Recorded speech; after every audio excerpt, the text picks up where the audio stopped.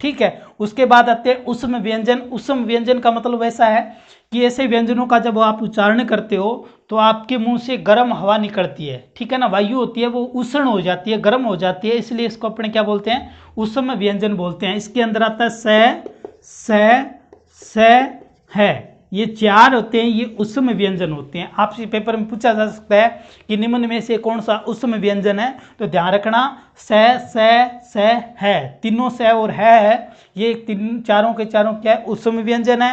य र ल वह वो क्या है, अंतःसत व्यंजन है, और बाकी जो बच गए 25 वो क्या है, स्पर्शी व्यंजन है। तो इस तरह अपने इनका वर्गीकरण करते हैं व्यंजनों का।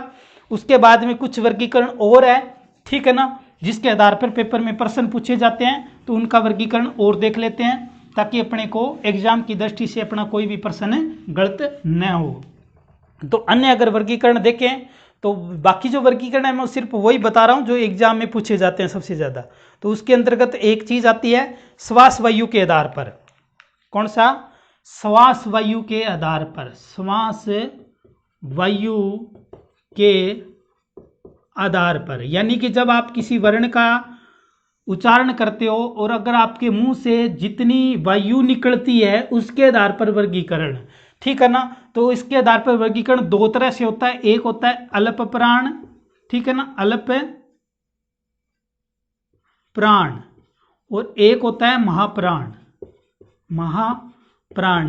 और मैंने स्वरों में बताया था कि सारे के सारे स्वर क्या होते हैं, अल्प प्राण होते हैं, क्योंकि जब उनका आप उच्चारण करते हो तो बहुत कम वायु निकलती है, इसलिए वो सारे के सारे क्या होते हैं, अल्प प्राण होते हैं, ठीक है।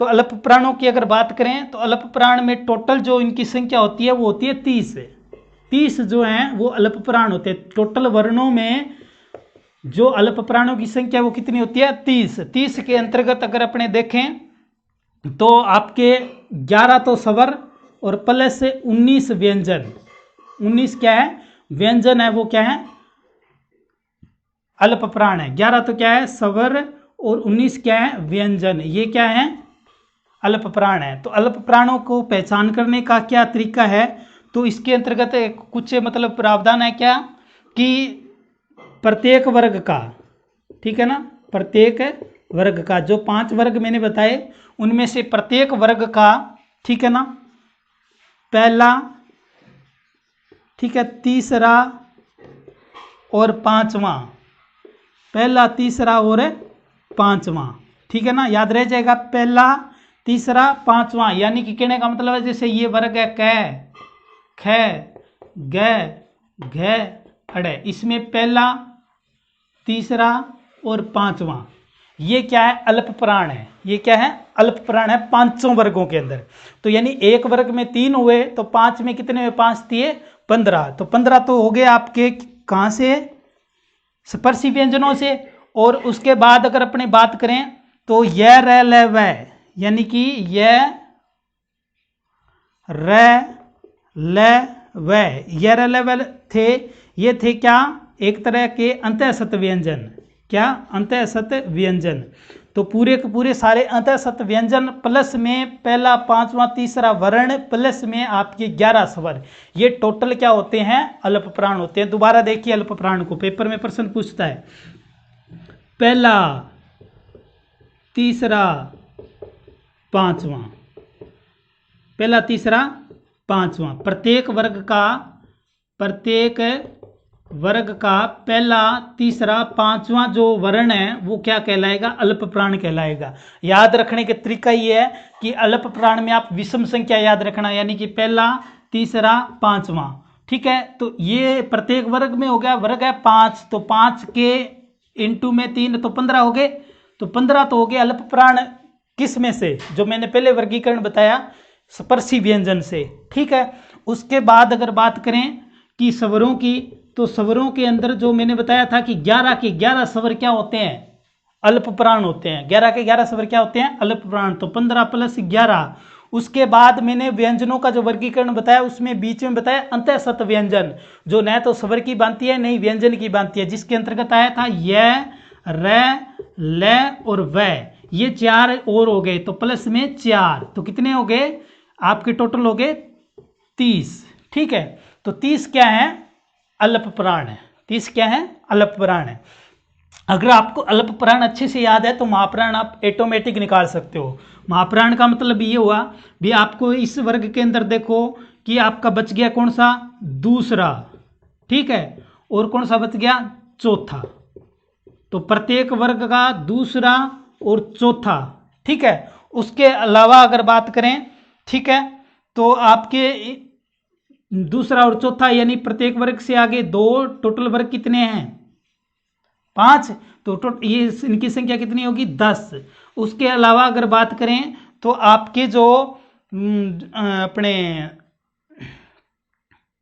उसम व्यंजन होते हैं, ठीक है ना, कौन से उसम व्यंजन, वो सारे के सारे क्या होते हैं, महाप्राण। उसम में अपने पढ़ा था स, ठीक है ना, स और है, 4 ये हो गए, प्लस में 4 हो गए, तो 14 क्या हो गए, महाप्राण हो गए। दोबारा देखिए, अल्प प्राण का मतलब प्रत्येक वर्ग का पहला, तीसरा, 5वां वर्ण है वो अल्प प्राण होगा, और टोटल सारे के सारे स्वर अल्प प्राण होंगे, प्लस में 4 जो हैं यानी कि अतः सत व्यंजन वो भी अल्प प्राण होते हैं। उसके बाद महाप्राण की बात करें तो दूसरा और चौथा, प्रत्येक वर्ग का जो बच गया दूसरा और चौथा, प्लस में उसम व्यंजन, वो क्या कहलाएंगे, महाप्राण कहलाएंगे, ठीक है ना। तो अल्प प्राण और महाप्राण का वर्गीकरण है वो श्वास वायु के आधार पर 2 तरह का वर्गीकरण था। आशा करता हूं आपको समझ में आया होगा। उसके बाद अपने दूसरा जो इसका वर्गीकरण देखते हैं व्यंजनों का, वो दूसरा जो परीक्षा की दृष्टि से महत्वपूर्ण रहता है, जिसमें प्रश्न सबसे ज्यादा पूछे जाते हैं, वो कौन सा होता है, स्वर तंत्र के आधार पर। स्वर तंत्र के आधार पर, स्वर तंत्र के आधार पर भी वर्गीकरण 2 तरह का हो जाता है, ठीक है ना, जिसके अंतर्गत एक आता है क्या, घोष वर्ण, ठीक है ना, एक आता है घोष वर्ण, एक आता है अघोष वर्ण, अघोष वर्ण। अब मैंने बताया था कि सारे के सारे स्वर क्या है, संघोष है, संघोष मतलब घोष है, तो आपके टोटल स्वर सारे के सारे इसमें सम्मिलित हो जाएंगे। दूसरी बात, प्रत्येक वर्ग का, ठीक है ना, प्रत्येक वर्ग का पहला दूसरा तीनों स का मतलब ये स और ये स, ठीक है ना, पहला दूसरा तीनों स, ये सारे के सारे क्या है, घोषवर्ण है, क्या है, घोषवर्ण है। तो पहला दूसरा यानी प्रत्येक वर्ग से क्या हो गया, पहला दूसरा तीनों स, यानी कि पहला दूसरा का मतलब होगा प्रत्येक वर्ग से 2, तो वर्ग कितने हो गए टोटल, 5, 5 के 2 × 10, और उसके साथ 3 ये, ठीक है ना, और प्लस में आपके स्वर, तो कितने हो गए, 10 और 3 13 और 11 कितने हो गए, 24, कितना हो गया, ठीक है ना, पहला दूसरा यानी कि 10 ये हो गए, और 10 और 20 21 और 3 24, तो 24 क्या होते हैं, घोषवर्ण होते हैं। ध्यान रखना, इसकी ट्रिक है कि पहला दूजा तीनों से यही तेरा घोष है, बाकी सब घोष है। इसकी ट्रिक क्या रहती है, पहला दूजा तीनों से यही तेरा घोष है, बाकी सब अघोष है, बाकी जो बच गए वो सारे के सारे अघोष है। बाकी कौन कौन बच गए, यानी कि पहला दूसरा तो ले लिया आपने प्रत्येक वर्ग से, अब रह गया कौन सा, तीसरा, ठीक है ना, चौथा और 5वां, प्रत्येक वर्ग का तीसरा, चौथा और 5वां, ये क्या है, अघोष वर्ण है, ठीक है। इसके अलावा जो आपका यरल है वो भी बच गया, ठीक है ना, और इसके अंतर्गत से है बच गया। तो पेपर में सबसे ज्यादा है पूछा जाता है कि बताइए निम्न में से कौन सा घोषवर्ण नहीं है, और ऑप्शन में है आता है, तो है क्या है, अघोषवर्ण है। तो घोषवर्ण वो होते हैं, ठीक है ना, जो प्रत्येक वर्ग का पहला दूसरा तीनों से प्लस में स्वर, ये सारे घोषवर्ण होते हैं। उसके अलावा अघोषवर्ण जितने बच गए सारे, वो सारे के सारे अघोषवर्ण कहलाते हैं। यानी कि बच गया कौन सा, तीसरा चौथा पांचवा, प्रत्येक वर्ग का तीसरा चौथा पांचवा, और प्लस में है, और प्लस में यरल है वह, वो आपके सारे के सारे क्या हैं, संघोष वर्ण यानी अघोष वर्ण है। तो स्वर तंत्र के आधार पर 2 तरह का वर्गीकरण पड़ा। उसके बाद अगर अपने चर्चा करें तो हमने पढ़ा व्याकरण के अंदर, ठीक है ना, व्यंजनों को हमने देखा मुख्य रूप से पहले 3 भागों में बांटा, स्पर्श व्यंजन, ठीक है, अतः सत व्यंजन और उसम व्यंजन। जो आपके स्पर्शी व्यंजन है वो सारे के सारे 5 वर्ग है, वो सारे के सारे स्पर्शी व्यंजन होते हैं, यानी कि उनकी संख्या कितनी होगी फिर 25 होगी। उसके बाद हमने पढ़ा था अंतःसत व्यंजन। अंतःसत व्यंजन वो होते हैं जो न तो स्वर की तरह होते हैं, न ही व्यंजन की तरह होते हैं, बीच की कड़ी होते हैं। तो उसके अंदर आता है य, र, ल, व, य, र, ल, व, ये 4 तरह के वर्ण आते हैं, अंतःसत व्यंजन के अंतर्गत आते हैं। उसके बाद हमने पढ़ा उसम व्यंजन। उसम व्यंजन में ऐसे व्यंजन होते हैं जिनका उच्चारण करने में गर्म हवा निकलती हो, तो यानी इसके अंदर आता है स और है, ये चारों के चारों क्या होते हैं, उसम व्यंजन होते हैं। उसके बाद हमने पढ़ा था कि श्वास वायु के आधार पर, श्वास वायु के आधार पर पढ़ा हमने अल्प प्राण। अल्प प्राण वो होते हैं जिनको बोलने में कम हवा निकलती हो, तो सारे के सारे स्वर उसके अंतर्गत आते हैं। उसके अलावा आप देखते हो कि प्रत्येक वर्ग का पहला, तीसरा और पांचवा जो वर्ण होता है वो अल्प प्राण होता है, ठीक है।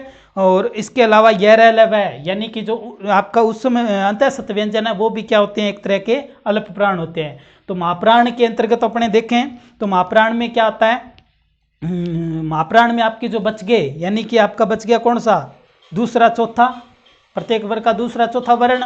और उसके अलावा अगर अपने बात करें तो उसम व्यंजन, ठीक है ना, य, र, ल, व, सॉरी स है, वो इसके अंतर्गत महाप्राण में आते हैं। उसके बाद हमने महत्वपूर्ण पढ़ा था स्वतंत्र के आधार पर, यानी कि जो स्वरतंत्र है उसके कंपन के आधार पर जब आप बोलते हो तो कंपन कितना होता है, उसके आधार पर 2 तरह का वर्गीकरण होता है पूरे वर्णों का।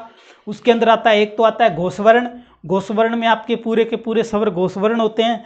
उसके अलावा पहला, प्रत्येक वर्ग का पहला, दूसरा और आपके तीनों जो स हैं, ठीक है ना, तीनों स वो क्या होते हैं, घोषवर्ण होते हैं, ठीक है। इसके अलावा अघोषवर्ण की बात करें, जो बच गए बाकी वो सारे के सारे क्या होते हैं, अघोषवर्ण होते हैं। तो इन्हीं टॉपिकों में से आपके एग्जाम में वर्ण विचार का जो वर्णमाला है उससे जुड़े हुए प्रश्न पूछे जाते हैं। उसके बाद में इसी से टॉपिक से रिलेट एक टॉपिक होता है जिसको हम कहते हैं, जो इसी के अंतर्गत ही आता है लेकिन मैंने उसको अलग कर दिया है, जिसको अपने बोलते हैं उच्चारण सिद्धांत के आधार पर वर्णों का वर्गीकरण। तो वो अपने अलग से पढ़ेंगे क्योंकि उसके अंतर्गत प्रश्न पेपर में पूछे जाते हैं। तो कोशिश करूंगा कि उसको एक ट्रिक या एक सूत्रों के माध्यम से वो पढ़ाऊं। एक जो संस्कृत साहित्य है, उस संस्कृत की जो व्याकरण है उसके अंतर्गत उनको जो आपके जो उच्चारण है, स्थान है, उनका एक सूत्र बने हैं। तो कोशिश करेंगे उन सूत्रों के आधार पे आपको वो चीज़ें पढ़ाएं ताकि वो चीज़ें आपको ज़्यादा से ज़्यादा समझ में आए। अगर आपको हमारा वीडियो पसंद आया तो प्लीज़ लाइक कर दीजिए और चैनल को सब्सक्राइब कर दीजिए और उन लोगों तक ये वीडियो शेयर कीजिए जिनके लिए हेल्पफुल हो सकता है। तो जय हिंद, जय भारत।